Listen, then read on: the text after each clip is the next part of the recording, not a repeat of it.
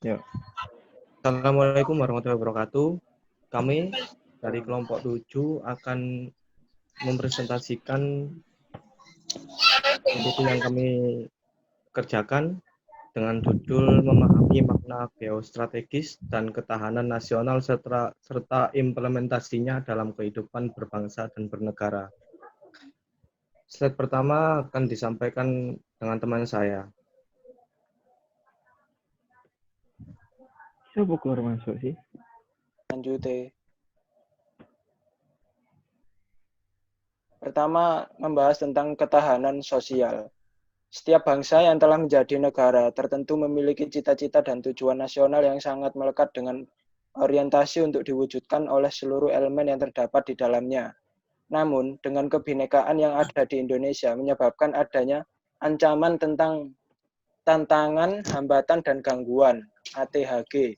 Yang harus dilakukan adalah dengan menjunjung dan memupuk selalu keempat, yaitu kemampuan, kekuatan, keuletan, dan ketangguhan. Yang selanjutnya, latar belakang ketahanan nasional Indonesia, penyebab kehancuran negara di masa kerajaan. Yang pertama, adanya pertikaian antar pemimpin negara, raja, yang memperebutkan kekuasaan yang menyebabkan negara terpecah belah. Yang kedua, adanya invasi dari kerajaan lain yang menyebabkan kalah perang dan terpecah belah. Yang ketiga, adanya bencana alam yang menghempaskan berbagai peninggalan kerajaan tersebut. Penyebab kehancuran negara di masa kolonial. Yang pertama, pemerintah menerapkan politik pemecah belahan terhadap rakyat. Yang kedua, perjuangan dan pemberontakan bersifat kedaerahan sehingga mudah dipatahkan oleh pemerintah kolonial. Yang ketiga, pemerintah kolonial melakukan tipu muslihat untuk menjerat para pejuang. Lanjut.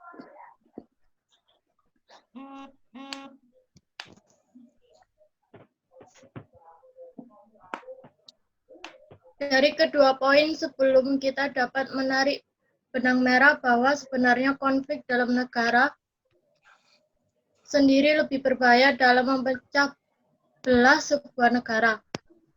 Dari hal tersebut, Indonesia memperkuat ketahanan nasionalnya dengan munculnya 3 generasi, yaitu yang pertama, Angkatan 08 atau Angkatan Perintis, digagaskan oleh Budi Utomo berlandasan dasar untuk memajukan bangsa dan menumbuhkan nasionalisme dengan jalur pendidikan. Yang kedua, Angkatan 28 atau Angkatan Penegas, sebuah bentuk perwujudan rasa persatuan dan kesatuan yang dituangkan dalam Kongres Pemuda dengan bentuk yang sekarang kita sebut Sumpah Pemuda. Yang ketiga, Angkatan 45 atau Angkatan Pembebas, ditandai dengan proklamasi bangsa Indonesia yang dikumandangkan oleh Insinyur Soekarno pada tanggal 17 Agustus 1945.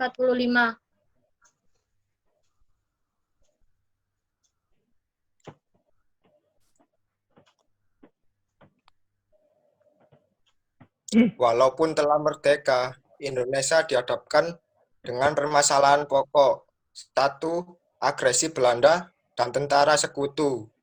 2. Timbulnya pemberontakan di beberapa daerah.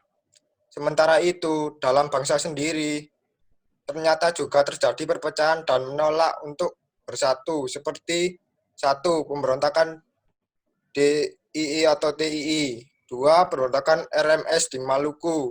3. Pemberontakan G30 SPKI. Dari pengalaman sejarah bangsa Indonesia yang sering menghadapi agresi dan pemberontakan, maka bangsa Indonesia membentuk kebijakan kewaspadaan nasional. Hal tersebut adalah sikap bangsa Indonesia untuk tidak lengah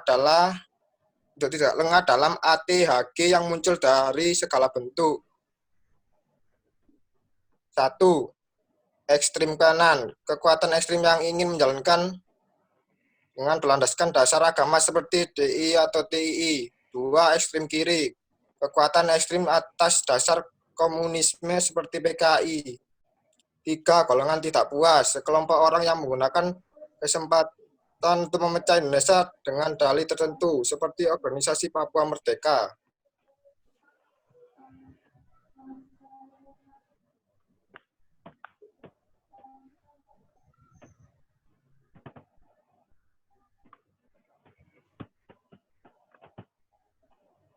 Next.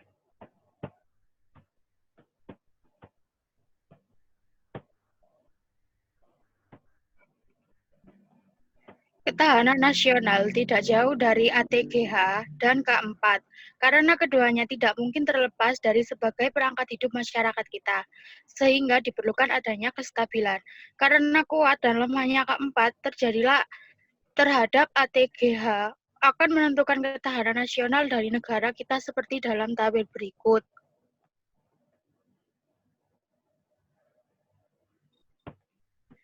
Beberapa pengertian dasar lembaga yang bertugas mengkaji dan mengembangkan ketahanan nasional disebut dengan Lembaga Pertahanan Nasional atau Lemhanas.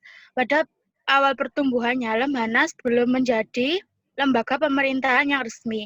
Setelah memperoleh kepastian bentuk lembaga yang tepat, maka pada tahun 1965, lembaga ini diresmikan dengan tugas awal, yaitu mensosialisasikan Lemhanas ke dalam masyarakat, menyempurnakan konsep dan substansi ketahanan nasional secara ilmiah, mengkaji permasalahan yang dihadapi bangsa dan negara secara komprehensif, integral, dan menyeleksi dan menyiapkan kader pemimpin bangsa yang sesuai dengan kebutuhan.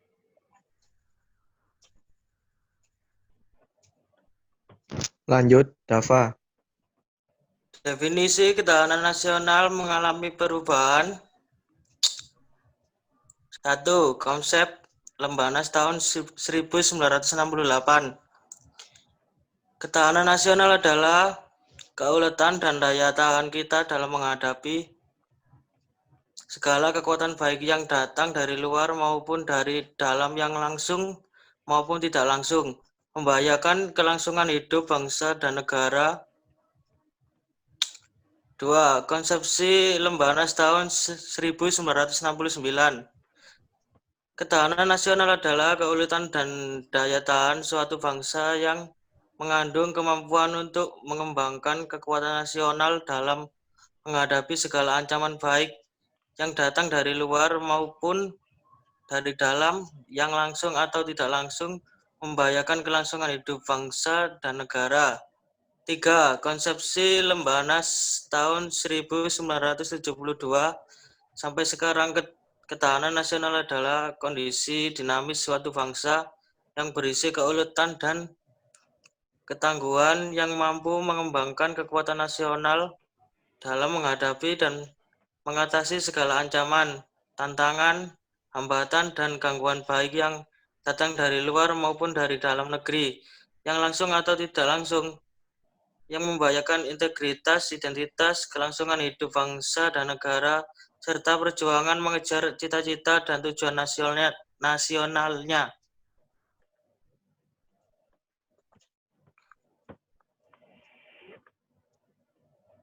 Yuk lanjut. Lanjut.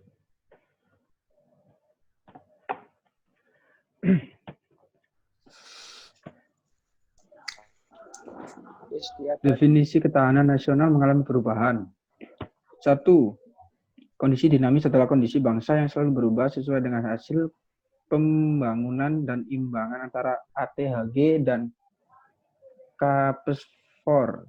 2. Kemampuan adalah kesanggupan, kecakapan, tenaga, dan daya yang dimiliki bangsa untuk melaksanakan pembangunan. 3. Kekuatan adalah kekuasaan, kekukuhan, keteguhan, tenaga, dan daya yang dimiliki bangsa. 4. Keulatan adalah usaha dan kerja keras yang dilakukan secara giat dalam menggunakan segala potensi, kemampuan, dan kecakapan untuk mencapai cita-cita dan tujuan nasional. 5. Ketangguhan adalah kekuatan atau kemampuan yang menyebabkan setiap orang atau bangsa mampu bertahan, kuat menderita, dan kuat menanggung beban. 6. Integritas adalah kesatuan dan persatuan bangsa yang bersifat menyeluruh dalam segenap aspek kehidupan nasional, baik aspek alamiah maupun aspek sosial. 7. Ancaman adalah hal atau usaha yang bersifat mengubah atau merombak kebijakan dan dilakukan secara konsepsional, kriminal maupun politis. 8. Tantangan adalah hal atau usaha yang bertujuan untuk menggugah kemampuan. 9 hambatan adalah hal atau usaha yang berasal dari diri sendiri yang bersifat atau bertujuan melemahkan atau menghalangi secara tidak konsepsional. 10. Gangguan adalah hal atau usaha yang berasal dari luar negeri yang bersifat atau bertujuan melemahkan kehidupan bangsa dan negara. Next.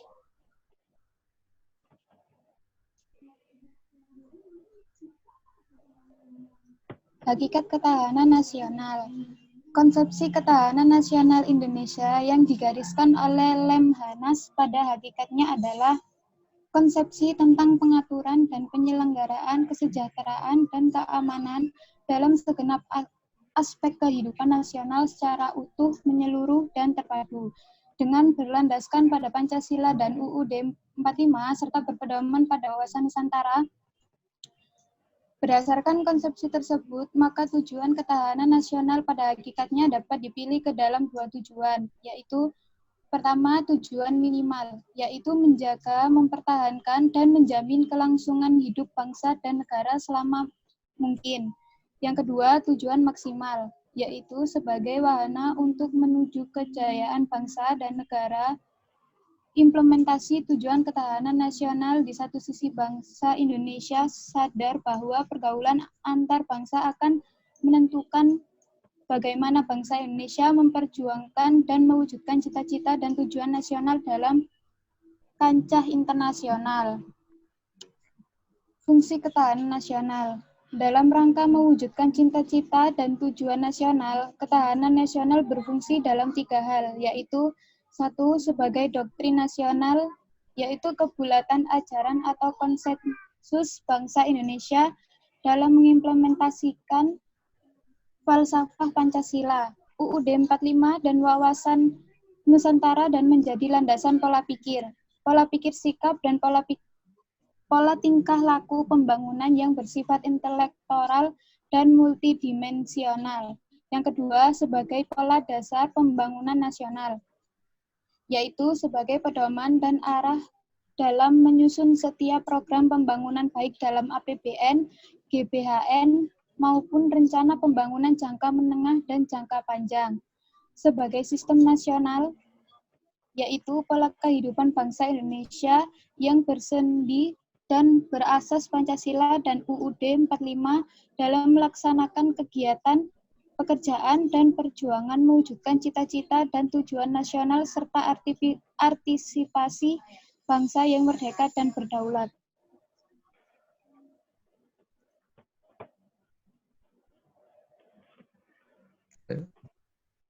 Sifat-sifat ketahanan nasional. Yang pertama yaitu sifat menunggal. Dalam arti ketahanan nasional merupakan pengintegrasian setiap aspek kehidupan nasional atau astagaratra secara utuh dan bulat serta selaras dan serasi. Yang kedua, dinamis. Dalam arti kondisi ketahanan nasional bergerak setiap waktu sesuai dengan imbangan antara K4 dan ATHG. Yang ketiga, mawas ke dalam. Dalam arti ketahanan nasional ditunjukkan untuk bangsa dan negara sendiri, namun harus dihindari prinsip nasionalisme sempit. Yang keempat, berkewibawaan. Dalam arti kondisi ketahanan nasional yang menatap secara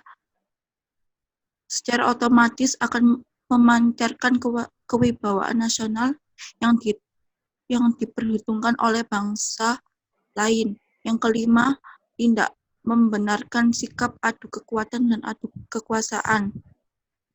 Dalam arti bahwa bangsa Indonesia tidak mengembangkan sikap ekspansionisme bangsa, agresi ke negara lain atau melibatkan diri dalam konflik antar negara, justru menghalang kerjasama dengan bangsa lain untuk menciptakan perdamaian dan ketertiban dunia yang berdasarkan kemerdekaan, kedaulat, dan keadilan.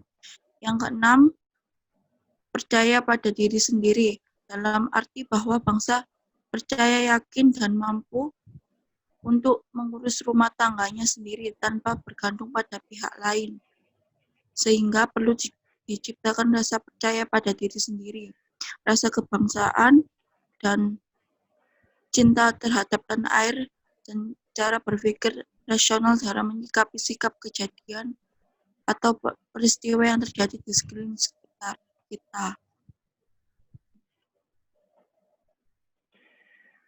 Konsepsi dasar ketahanan nasional. Ketahanan nasional adalah kondisi yang harus dimiliki dalam semua aspek kehidupan bermasyarakat, berbangsa, dan bernegara dalam wadah negara kesatuan Republik Indonesia. Kemudian contoh pokok ketahanan nasional, yaitu manusia berbudaya. Yang dimaksud manusia berbudaya adalah manusia dikatakan sebagai makhluk hidup yang sempurna karena memiliki naluri, akal, dan berbagai keterampilan.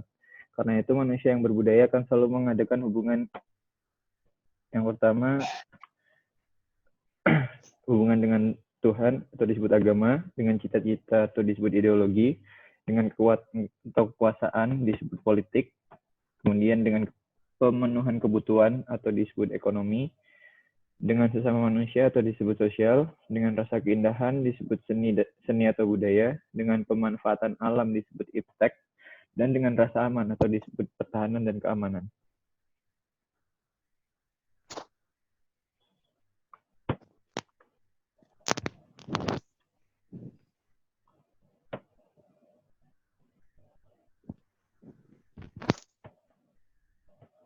Selanjutnya, Pengaruh aspek ketahanan nasional terhadap kehidupan bangsa dan bernegara. Konsepsi ketahanan nasional akan mencakup hubungan antar aspek yang mendukung kehidupan, yaitu satu, aspek yang berkaitan dengan alam bersifat statis, yang meliputi aspek geografi, aspek kependudukan, dan aspek sumber daya kekayaan alam. Dua, aspek yang berkaitan sosial bersifat dinamis, yang meliputi aspek ideologi, aspek politik, aspek sosial budaya, dan aspek ketahanan dan keamanan. Pengaruh aspek ideologi. Ideologi adalah suatu sistem nilai sekaligus kebulatan, ajaran yang diberikan motivasi. Ideologi juga mengandung konsep dasar tentang kehidupan yang dicita-citakan oleh suatu bangsa. Ideologi dunia. Yang pertama, liberalisme, aliran pikiran perseorangan atau individual. Aliran pikiran ini mengajarkan bahwa negara adalah masyarakat hukum atau legal society yang disusun atas kontrak semua individu dalam masyarakat itu. 2. Komunisme. Aliran pikiran golongan yang diajarkan oleh Karl Marx, Engels, dan Lenin beranggapan bahwa negara adalah susunan golongan untuk menindas kelas lain. Golongan ekonomi kuat menindas ekonomi lemah. Golongan bonjuis menindas golongan proletar.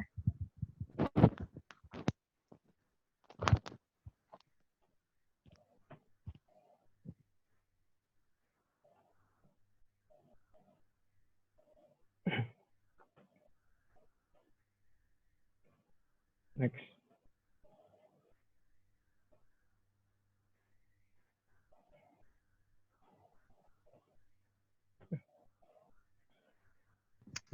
Lanjut. Dit, dari awal lagi, Dit. Angel, lanjut. Angel. Ya. Pengaruh aspek politik. Politik berasal dari kata politik yang mengandung makna kekuasaan atau pemerintah, dan atau polisi yang berarti kebijaksanaan. Politik di Indonesia yang harus dilihat dalam konteks ketahanan nasional meliputi dua bagian utama, yaitu politik dalam negeri dan politik luar negeri. Politik dalam negeri. Politik dalam negeri adalah kehidupan politik dan kenegaraan berdasarkan Pancasila dan UUD 1945 yang mampu menyerap aspirasi dan dapat mendorong masyarakat dalam suatu sistem. Unsur-unsurnya terdiri dari struktur politik, proses politik, budaya politik, komunikasi politik, dan partisipasi politik.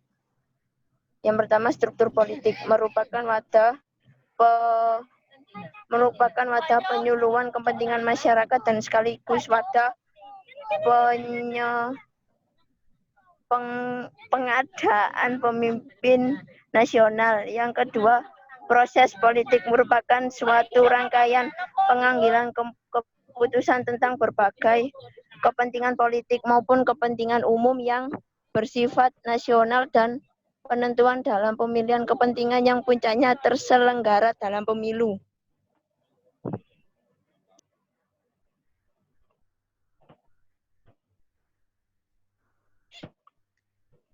Pengaruh aspek ekonomi. A.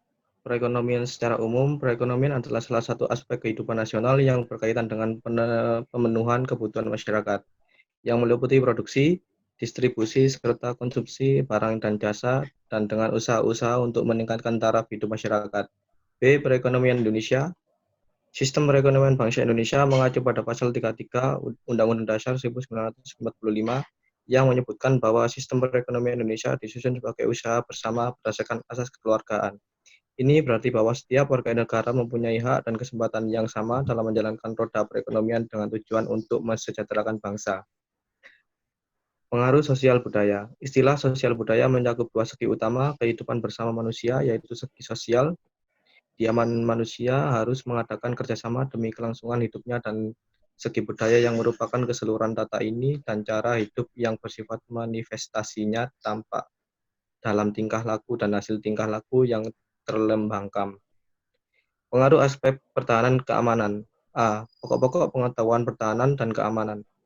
Pertahanan dan keamanan negara Republik Indonesia dilaksanakan dengan menyusun, mengerahkan, dan menggerakkan seluruh potensi nasional, termasuk kekuatan masyarakat di seluruh bidang kehidupan nasional secara terintegrasi dan terkoordinasi.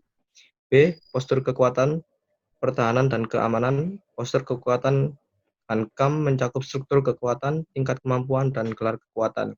Terdapat 4 pendekatan yang digunakan untuk membangun postur kekuatan Hankam, yaitu pendekatan ancaman, misi, kewilayahan, dan politik. Lanjut.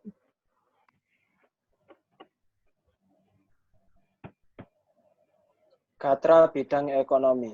Aspek ekonomi dalam konteks ketahanan nasional Indonesia. Yang pertama, ekonomi kemasyarakatan, yaitu permasalahan ekonomi yang menyangkut masyarakat sebagai kesatuan dan keseluruhan. Yang kedua, struktur dan komposisi perekonomian nasional, di mana tolak ukur untuk ketahanan.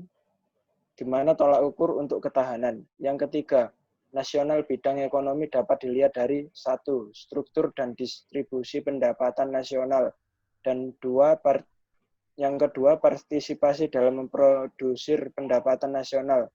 Apabila sudah terjadi keseimbangan yang dirasa adil dalam distribusi dan partisipasi, maka ketahanan nasional bidang ekonomi telah baik. Yang keempat, pembangunan ekonomi nasional, yaitu dengan tujuan merombak struktur ekonomi yang bersifat kolonial menuju struktur ekonomi nasional.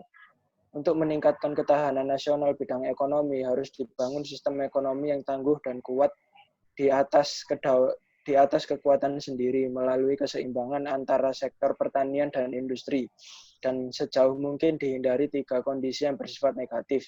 Yang pertama adalah free fight liberalism, yang kedua sistem etatisme, dan ketiga monopoli. Inti permasalahan dalam ketahanan nasional bidang ekonomi antara lain adalah yang pertama, potensi dan kondisi dinamika mempertahankan kontinuitas kehidupan ekonomi Indonesia. Yang kedua, faktor dinamika ekstern dan intern yang tercermin dalam komposisi pendapatan nasional, komposisi ekspor dan impor. Indikator keberhasilan ketahanan nasional bidang ekonomi ditandai oleh yang pertama, pendapatan nasional yang masih bergantung pada teknologi modal manajemen, bahan baku, pasaran, dan lain-lain. Yang kedua, tingkat pemerataan. Yang ketiga, peranan partisipasi rakyat dalam produksi nasional. Yang keempat, proses nasionalisasi perusahaan asing. Next.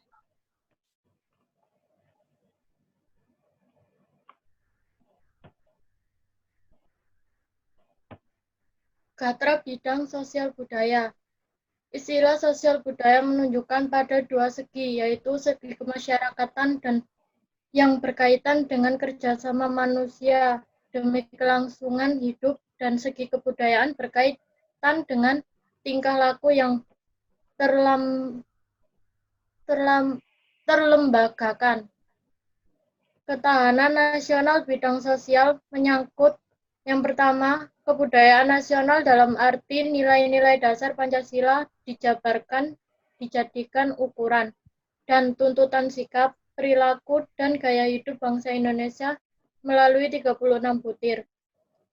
Yang kedua, integrasi nasional dalam arti Pancasila adalah titik tolak dan tujuan integrasi nasional, di mana integrasi nasional lahir dari tujuan nasional yang berdasarkan Pancasila sebagai ideologi bangsa. Sumpah Pemuda adalah integrasi nasional. Yang ketiga, identitas nasional dalam arti sikap, perilaku, dan gaya hidup bangsa Indonesia merupakan pengucapan kepribadian nasional yang diekspresikan baik dalam bentuk sistem nilai yang dianut maupun dalam tingkah laku lahiriah. Dengan terwujudkan ketahanan nasional bidang sosial budaya, maka sekaligus dapat diwujudkan masyarakat Pancasila yang ditandai oleh kepribadian Indonesia, yang bercirikan pada kehidupan yang religius, kekeluargaan, hidup serba selaras, dan menjunjung asas musyawarah mufakat. Faktor-faktor yang mempengaruhi ketahanan nasional bidang sosial budaya, yaitu yang pertama, agama. Pengaruh agama adalah kehidupan beragama sangat kuat, sehingga ketahanan nasional akan menjadi kuat apabila setiap umat beragama benar-benar menjalankan kemurnian ajaran agamanya. Yang kedua, tradisi. Nilai, norma, dan lembaga sosial yang terkandung sangat besar pengaruhnya terhadap ketahanan terhadap bidang sosial budaya. Yang ketiga, pendidikan. Ilmu pengetahuan dan teknologi pendidikan secara sadar dan tertib berfungsi merubah sikap, tingkah laku, dan nilai sosial budaya ke arah yang dikehendaki.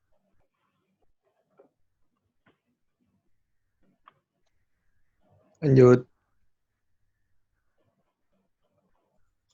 Gatra bidang pertahanan keamanan nasional.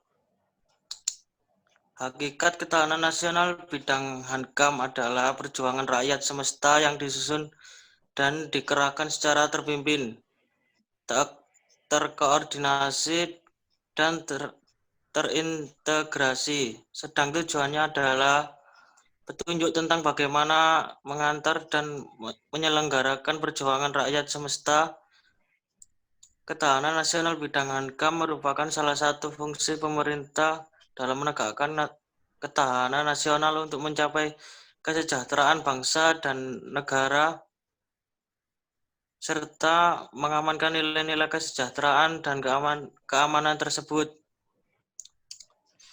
Politik pertahanan keamanan nasional adalah satu, defensif aktif, yaitu menangkal dan menghalau ancaman-ancaman. Preventif aktif, yaitu mencegah agar tidak terjadi ancaman. Bebas dan aktif, yang dikembangkan sesuai dengan kemanusiaan dan perdamaian bagi seluruh umat manusia. Faktor-faktor yang mempengaruhi terhadap ketahanan nasional bidang Hankam antara lain adalah 1. Sifat dan kondisi geografi Indonesia. 2. Situasi dan kondisi internasional. 3. Perkembangan iptek atau ilmu pengetahuan dan teknologi. 4. Masalah keterbatasan sumber daya alam dan ketidakpastian masa depan. 5. Kepemimpinan dan pengolahan atau manajemen, yaitu kepemimpinan yang kuat, bersih, dan beribawa, serta dinamis di semua eselon sesuai dengan kepribadian Indonesia.